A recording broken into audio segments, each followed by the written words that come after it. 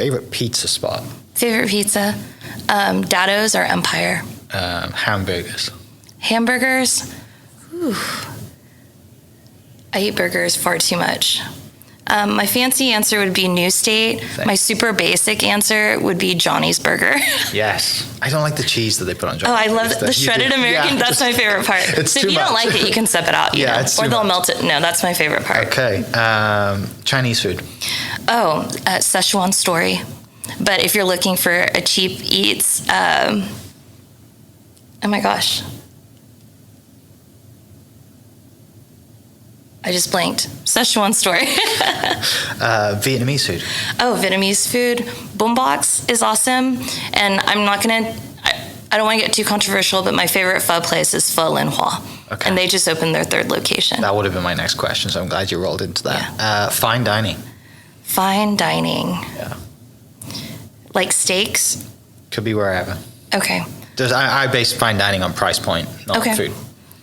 Fine dining, I think our go-to is the Ranch. That is always the location for our annual treat yourself dinner.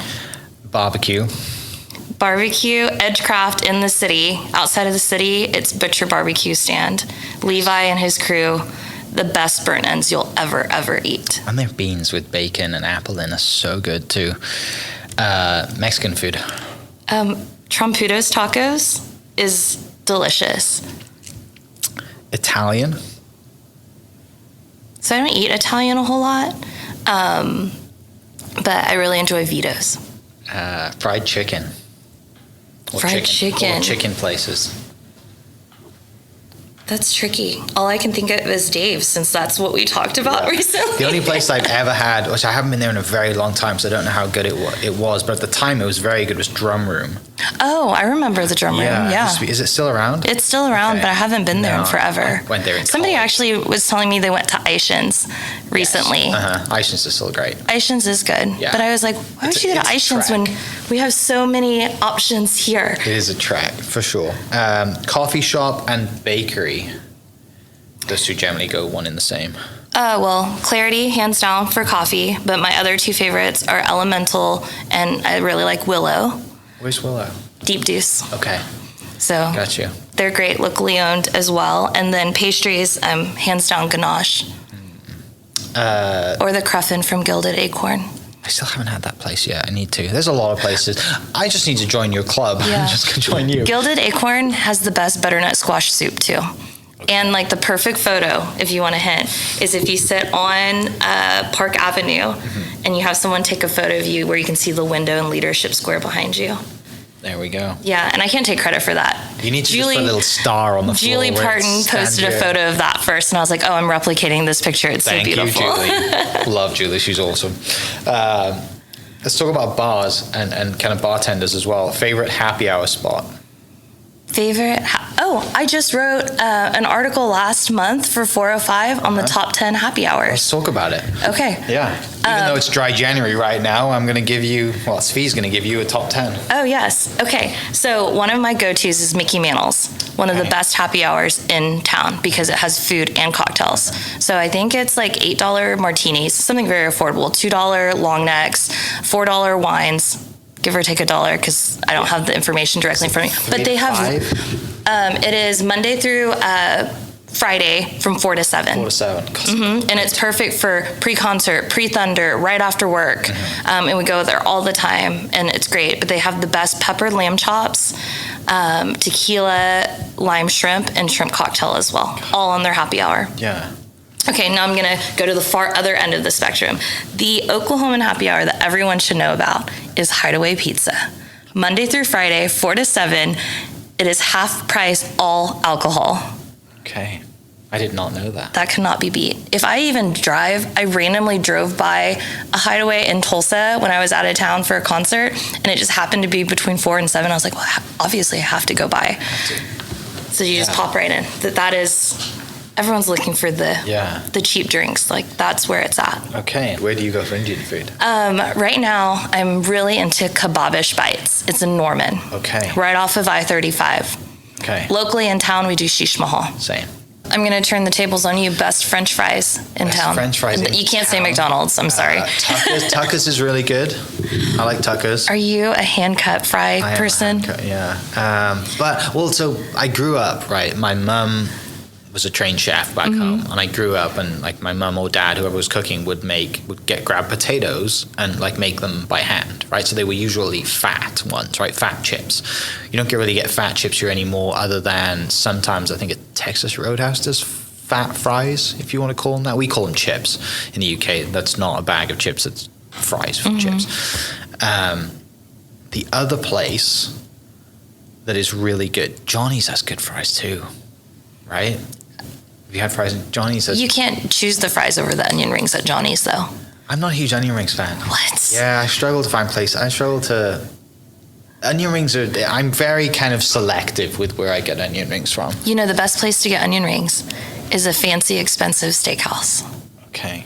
Because like for me, like when I don't like the batter to just kind of like separate from the onion and it to be over too big, right? Okay. I like the onion rings that kind of look like calamari. Okay, so you're not gonna like any of the steakhouse onion rings I just told you to order. Probably Usually they come in like a crazy stack. Yeah. And you get 6 of them because they're enormous. Right. You can wear them as a bracelet. Yeah, I don't. Okay. I'm thinking of something, changing the subject. Favorite breakfast place? We didn't talk about that. No, I gotta tell you my answers for the favorite fries though. Okay, sorry. Sushi Nico fries. Haven't had Sushi Nico fries. Write it down. And everyone knows about it. Okay. Nico fries. You can't go wrong. And then on the other side of that, Burger Punks. Crinkle cut fries with their liquid gold cheese sauce. I haven't had that either. Shout out to Rachel for crushing it with another concept. Have you had their chicken sandwich? No. Their fried chicken sandwich is bigger than your head. So it's like a this big. chicken fried steak and with bread on it. No, it's chicken fried chicken. Chicken fried with chicken, bread on it. but size-wise, But it's like, huge. yeah. And it's so good. God, again, I'm so hungry. We could talk food forever. Breakfast place. Yeah. If I want to wait, or we're taking like out of town guests and I can get on the wait list, Cafe Cacao. Yeah. The trick is honestly to eat breakfast there on a weekday. I was there on Wednesday. But so Valona and I there was nobody there. tried to go to lunch there on a Friday. We showed up at 11 o'clock and there was a 30 to 40 minute wait. Yeah. And I was like, if we would have been 30 minutes earlier, it would have been fine. Yeah. I also love the breakfast at Cafe Evoque in Edmond. And then our go-to on any given weekend, if we can get in, we usually can sneak in a seat at the bar, is Neighborhood Jam. Yes. Are you a traditional breakfast lover or like a pancake kind of like I want sweet stuff? Always savory, and I actually don't really like breakfast at all. Okay. So I'm ordering more of like the lunch hybrid type stuff. Which is very easy at Cacao. Yeah. Yeah. The tikal is what I get at Cacao. It's so good. Crispy mozzolino or pupusas with the vaca frita on top is so good. And again, they do great social media too. And they definitely entice you. I haven't. Their drinks, their coffee's great. Well, it helps when your food is beautiful. That does help. Their pancakes that they post with all the syrup on it and the fruit and somebody could print. I that have on the a wall. story about Cafe Cacao. My Cheesecake Factory years. Yeah. Veronica, but I knew her as Alba, was the salad station chef when I worked at Cheesecake Factory, and I was a server. And so we were always really good friends and talking. And I actually remember the night she leaned over the window towards the end of the night and she goes, "Fee, I have to tell you something." And I was like, "Okay, what's up?" She's like, "I'm opening a restaurant."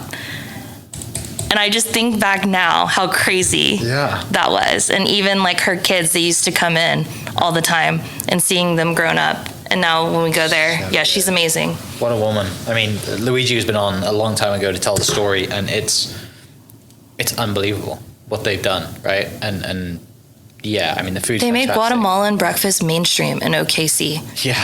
It's unheard of. It's like what Chef Jeff has done with Modern and Lao cuisine.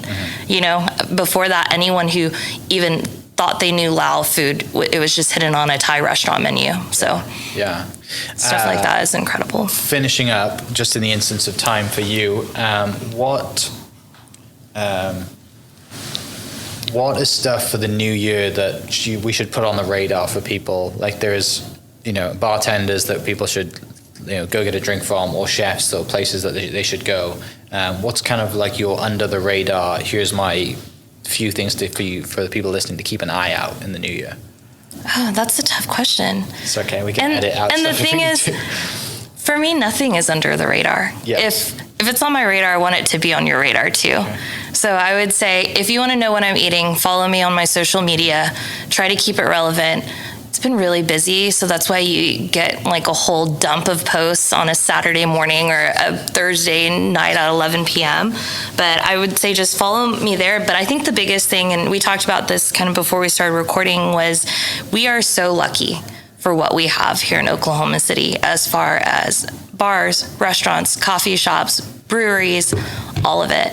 And if there's a place you love, a business you love, a favorite dish, a favorite cocktail, favorite coffee, whatever it is, support them. Yeah. And make sure you're intentional. Don't be on autopilot and just go to that restaurant or bar around the corner because it's right by your house and the Uber is cheaper.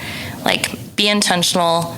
Tell your friends, tell your family, post a picture of it, of whatever you're eating if it's extra delicious, and be their biggest fans, because that's the only way we're going to ensure that we continue to have this luxury of options. Yeah. You mentioned breweries. We haven't talked about that yet. Favorite brewery?